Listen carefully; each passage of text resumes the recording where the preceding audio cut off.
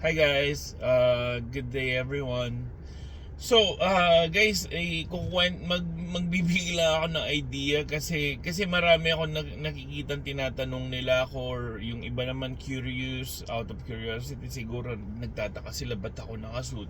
So, multiple job po ako dito. I-share ko lang yung mga trabaho ko. So, multiple job po ako dito sa Amerika, sa Las Vegas specifically.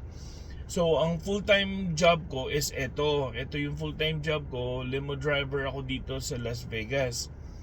And then, ang normally kasi ang schedule ko, maganda kasi yung schedule ko dito. Kaya nga nakaka-pick up pa ako ng ibang trabaho after ko dito. So, yun yung full-time job ko. Limo driver ako.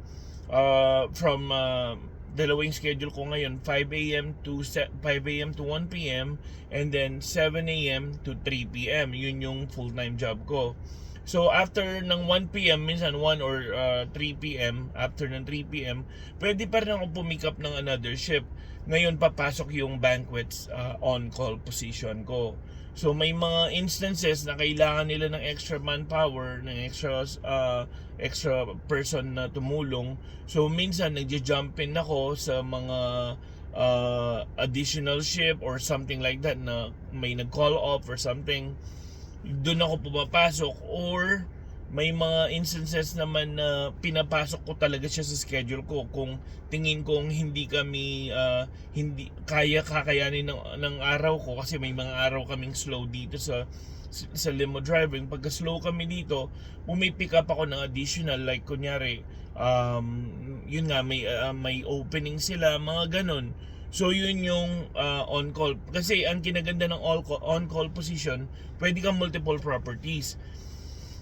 Pwede kang magtrabaho ng multiple properties, like for example yung mga casino dito, specifically yung mga casino dito, kasi may mga banquets, events sila, mga ganon. So marami yung mga banquet server na nandito.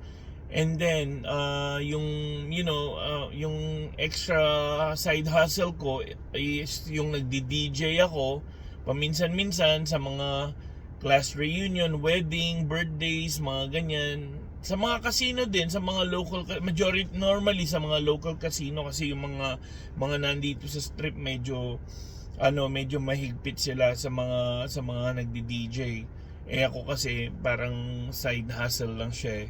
Tapos, yun lastly, nagdi-DI din ako, dance instructor ako. Pagka as of now, may tatlong schedule pa ako sa isang linggo. Minsan dalawa, minsan tatlo. Like for this week, tatlo. So walang permanent doon sa pagdi-DI.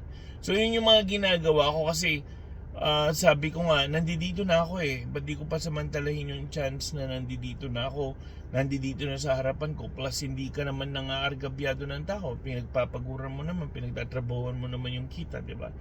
So yun yung mga ginagawa ko dito, kasi sa mga curious, para at least magka-idea kayo, ano bang ginagawa nito? Kasi nagtataka sila minsan, ba't daw ako nakasuit? Sabihin na, Tito, ano po ang trabaho ninyo, ba't kayo nakasuit? Ganyan. Yun yung mga trabaho ko. Yun yung trabaho ko na full time. Ito yung trabaho ko na full time. So ito yung uniform namin. Hindi ko personal na to sa company to. So yun lang guys. Thank you.